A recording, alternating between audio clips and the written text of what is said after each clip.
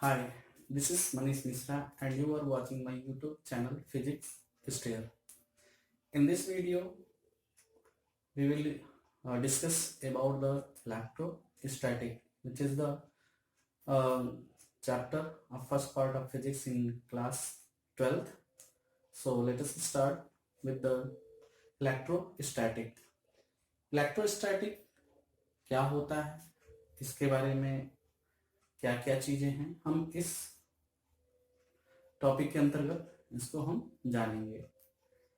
जैसा कि आप जानते हैं कि हमारे नेचर में जितने भी मटेरियल प्रेजेंट हैं, सभी मटेरियल एक सूक्ष्म कण, जिसको हम एक एटम के नाम से जानते हैं, मिलकर बने हैं। और ये एटम 3 फंडामेंटल पार्टिकल से मिलकर के बने हैं, जिसको हम इलेक्ट्रॉन, प्रोटॉन एंड न्यूट्रॉन के नाम से जानते हैं। जिसमें आप ये जानते हैं कि इलेक्ट्रॉन, प्रोटॉन और न्यूट्रॉन जो फंडामेंटल पार्टिकल हैं, जिसमें से इलेक्ट्रॉन, न्यूट्रॉन एंड प्रोटॉन जो होते हैं उस एटम के न्यूक्लियस पर लाई करते हैं, और जो इलेक्ट्रॉन होता है उस न्यूक्लियस के चारों तरफ रिवॉल्व करता रहता है। इसी टॉपिक से रिलेटेड हम यहाँ इलेक्ट्रोस्टैटिक्स में डिस्कस करेंगे। First of all, here we know that what is electrostatic. Electrostatic किसे कहेंगे? इलेक्ट्रोस्टैटिक एक फिजिक्स का एक ब्रांच है, जिसमें हम चार्ज को रेस्ट कंडीशन में स्टडी करते हैं तथा उसके द्वारा डिफरेंट इफेक्ट को हम जानने का प्रयास करते हैं। जैसे इस डेफिनेशन में कहा गया है कि that branch in physics in which we study of charge at rest the forces between static charges, fields and potential due to these charges is called electrostatics. That means physics का वह branch जिसमें हम study of charge at rest, यानी charge जो है किसी एक स्थान पे रुका हुआ है और उसके कारण जो फोर्स उन दो स्टैटिक चार्जों के बीच में लग रहा हो तथा उसके चार्ज के फील्ड के बीच में लग रहा हो, या फिर उस चार्ज के द्वारा जो उसका पोटेंशियल है, उसका पोटेंशियल उसके चारों तरफ जो डिफाइन होता है, उसको हम यहाँ पे स्टडी करते हैं। Okay, so in a single line we can say that branch in which we deals with the study of the static charges. But how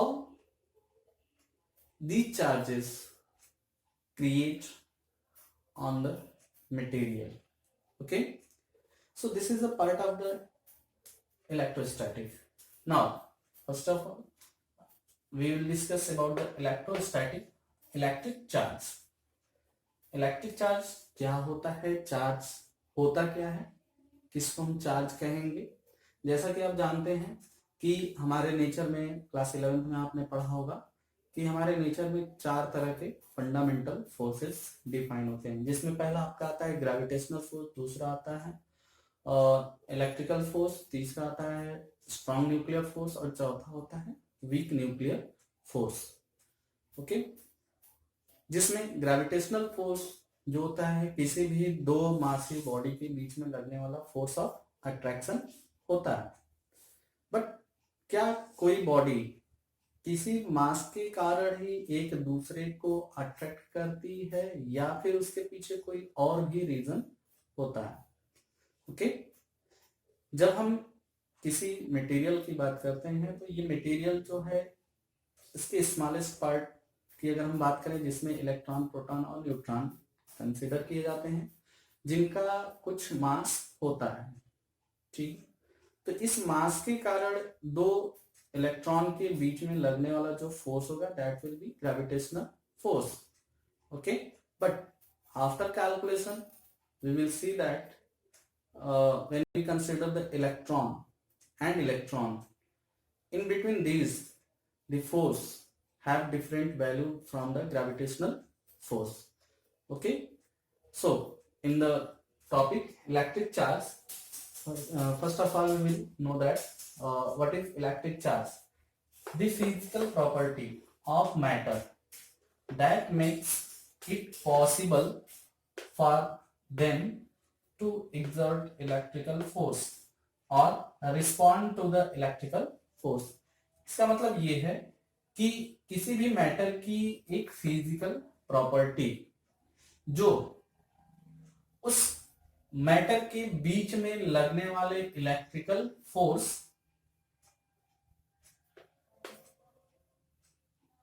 को कंसीडर करती है तथा उस इलेक्ट्रिकल फोर्स को रिस्पॉन्ड करती है। मीन्स किसी भी मटेरियल की वह फिजिकल प्रॉपर्टी जिसके द्वारा कोई भी बॉडी इलेक्ट्रिकल फोर्स का अनुभव करती है, ओके, वह उसकी प्रॉपर्टी जो होती है उसको हम नाम देते हैं electric charge. So for explaining this, as we know that the elementary particles electron, proton and neutron constitute atoms, as you know, and atom constitute matter. Since electron, proton and neutron are the elementary particle which have some masses.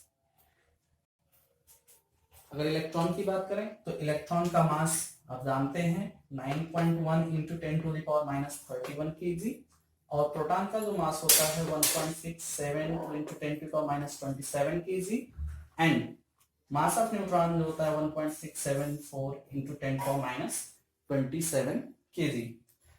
Since these particles have some mass, so we can say that when two mass are separate at some distance, they will apply some gravitational force. So due to the mass, the elementary particle attract each other by the gravitational force because it have mass.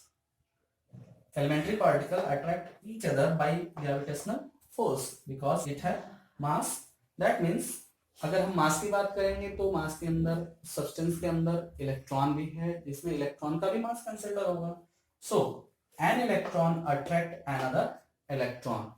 जैसा कि अगर हम कोई भी दो body अगर consider करेंगे तो एक बॉडी दूसरे बॉडी को अगर अट्रैक्ट कर रही है उसके ग्रेविटेशनल फोर्स के कारण, तो उस बॉडी के अंदर जो एटम्स हैं, उस एटम के अंदर जो इलेक्ट्रॉन्स हैं, दूसरे बॉडी के अंदर जो एटम है उसके जो इलेक्ट्रॉन्स हैं, इन दोनों के बीच में भी force of attraction by the gravitational force अगर हम कंसीडर करते हैं तो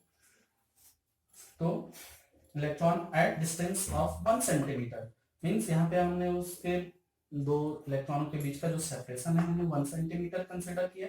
सो in that case the gravitational force is defined by the formula of Newton law of gravitation. F is equal to G MEME upon R square. This is the Newton's law of gravitation. By calculating these, after putting the value of mass of electron and the position between the and separation between the two electrons, and after putting the value of gravitational constant, the force will come out 5.5 into 10 to the power 67 Newton. Means जो gravitational force between the electron है वह 5.5 into 10 power -67 Newton calculation के through हम consider करते हैं. But हम ये भी जानते हैं कि जो चार्ज होते हैं, जो इलेक्ट्रॉन होते हैं, वो इलेक्ट्रॉन एक दूसरे, अगर सेम एक बॉडी के इलेक्ट्रॉन दूसरे बॉडी के इलेक्ट्रॉन को रिपेल करते हैं. Okay, so as you know that an electron repel another electron at a distance of 1 centimetre. Means अगर हम उसी डिस्टेंस पर इलेक्ट्रॉन को दूसरे इलेक्ट्रॉन के साथ अगर इंटरेक्शन देखें तो एक इलेक्ट्रॉन दूसरे इलेक्ट्रॉन को रिपेल करता है. तो उस कंडीशन में जो वहां पे हम फोर्स कंसीडर करते हैं 2.3 into 10 power -24 Newton.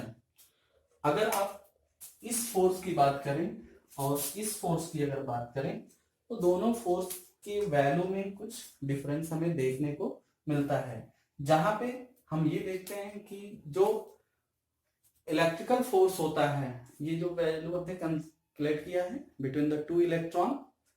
Okay, so this is electrical force. This electrical force have the value 2.3 10 power minus 24 and gravitational force between the two electrons is 5.5 into 10 power minus 67 Newton. So this value is greater than this value. Okay, तो हम यहाँ पे ये देख सकते हैं कि जो हमारा इलेक्ट्रिकल फोर्स है इस ग्रेविटेशनल फोर्स से कहीं ज्यादा है।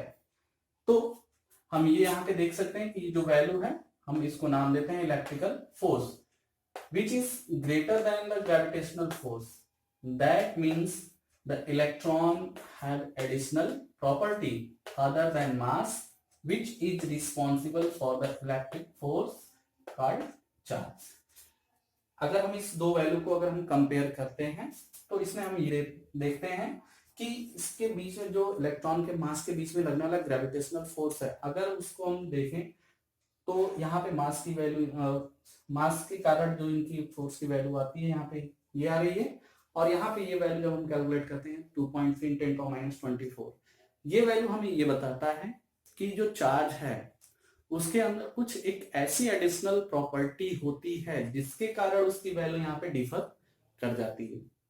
ओके, जो हमें ये बताता है कि इस ग्रेविटेशनल फोर्स के अलावा भी अगर यहाँ पे हम देखें तो कुछ ऐसी चीजें हैं जो उनके बीच में लगने वाले फोर्स को कंसीडर करती हैं। उस फोर्स उस प्रॉपर्टी को हमने यहाँ पे नाम दिया है चार्ज।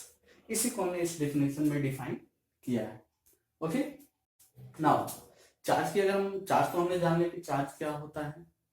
ओके, बट ये चार्ज कितने तरह के होते हैं इसको हम काइंड ऑफ इलेक्ट्रिक चार्ज के टॉपिक्स में जानेंगे।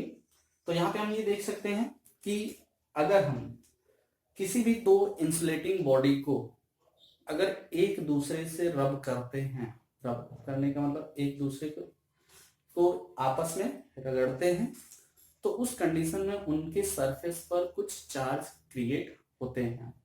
बट ये चार्ज नेचर में डिफरेंट डिफरेंट होते हैं। एक बॉडी पर दूसरा चार्ज होगा, दूसरे बॉडी पर दूसरा चार्ज होगा।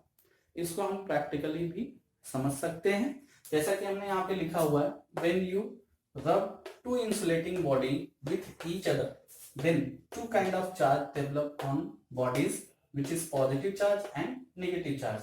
दैट मीन्स जब हम किसी भी इंसुलेटिंग बॉडी को आपस में रगड़ते हैं तो उनके सरफेस पर दो तरह के चार्ज कंसीडर होते हैं जिसमें से एक बॉडी पॉजिटिवली चार्ज को कंटेन कर लेता है और दूसरा नेगेटिव चार्ज को कंटेन कर लेता है, जिससे हम ये क्लियर कर सकते हैं कि जो इलेक्ट्रिक चार्ज होता है वह दो तरह का होता है, positive charge and negative charge. Okay, but यहाँ पे एक क्वेश्चन ये बनता है कि ठीक है अगर चार्ज यहाँ पर क्रिएट हो रहा है तो कौन सी बॉडी पॉजिटिव चार्ज से चार्ज होगी और कौन सी बॉडी नेगेटिव चार्ज से चार्ज होगी। Okay, so before explaining this we can take an example. When glass rod rubbed with the silk cloth, what glass rod rubbed with the silk cloth, glass acquired positive charge while silk cloth acquired negative charge। Okay, यहाँ पर हमने ये practically देखा है, हम जैसा कि हम किताबों में भी पढ़ते हैं, क्लास 10th में भी हमने थोड़ा बहुत जिक्र उसमें किया था। तो यहाँ पे हम ये देखेंगे कि when glass rod rubbed with the silk cloth, इसमें हमने देखा कि ग्लास रॉड भी क्या है, इंसुलेटिंग मटेरियल है, सिल्क भी क्या है, इंसुलेटिंग मटेरियल है। जब हम इन दोनों को एक दूसरे के सरफेस पर रब करते हैं तो उस कंडीशन में यहाँ पर जो ग्लास रॉड है वह पॉजिटिव चार्ज से चार्ज हो जाता है और सिल्क क्लॉथ जो है वह निगेटिव चार्ज से चार्ज हो जाता है। जब हम इन दोनों को एक दूसरे के करीब आफ्टर रबिंग एक दूसरे के करीब लाते हैं तो ये दोनों को एक दूसरे को स्टिक कर लेते हैं। जैसा कि हम अगर देखें प्लास्टिक कॉम्ब एंड हेयर में जब हम कॉम्बिंग करते हैं तो उस कंडीशन में ड्राई हेयर में कॉम्बिंग करने के बाद जब हम कॉम्ब को वापस हेयर के पास ले जाते हैं तो हेयर जो होता है उस कॉम्ब में अट्रैक्ट हो जाता है because hair have charge and plastic comb have charge but both have different different charge. Okay, तो यहाँ पे पॉजिटिव और निगेटिव के बीच में अट्रैक्शन होता है इसलिए एक दूसरे को अट्रैक्ट कर लेते हैं।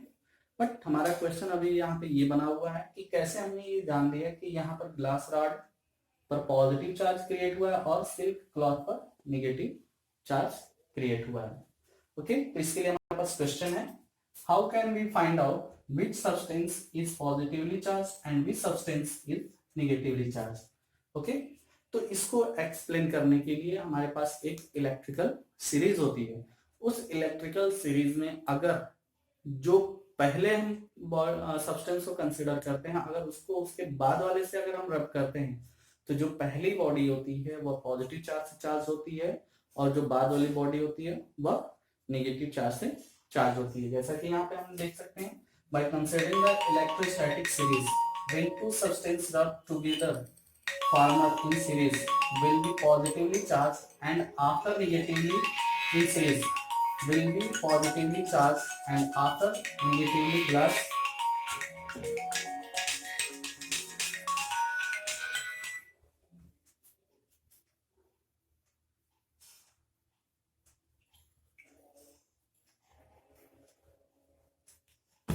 okay, when two substances rub together former in series will be positively charged and after negatively charged।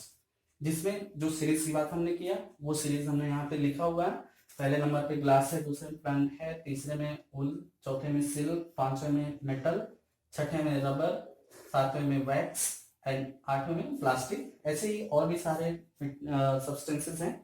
जिसमें अगर हम ग्लास को देखें, ग्लास को हमने सिल्क के साथ रब किया इस एग्जांपल में, तो उस कंडीशन में ग्लास जो है पॉजिटिवली चार्ज से चार्ज होगा और सिल्क जो है नेगेटिव चार्ज से चार्ज होगा। अगर हम वुड और सिल्क की बात करें तो वुड जो होगा पॉजिटिव चार्ज से चार्ज होगा, सिल्क जो है नेगेटिव चार्ज से चार्ज होगा। अगर सिल्क और रबर प्लास्टिक की बात करें तो सिल्क जो होगा वो पॉजिटिव चार्ज से चार्ज हो जाएगा और प्लास्टिक जो है नेगेटिव चार्ज से चार्ज हो जाएगा। ओके, सो बॉडी पर चार्ज कितना है, पॉजिटिव है नेगेटिव है, इसको जानने के लिए भी हम एक इंस्ट्रूमेंट का यूज करते हैं जिसका नाम है GLE, जिसको हम एब्रिवेटेड फॉर्म में लिखा है। G मतलब गोल्ड, L मतलब लीड, E मतलब इलेक्ट्रोस्कोप। ओके, तो यहाँ पे एक इंस्ट्रूमेंट होता है जिससे हम चार्ज को मेजर कर सकते हैं। Okay, after this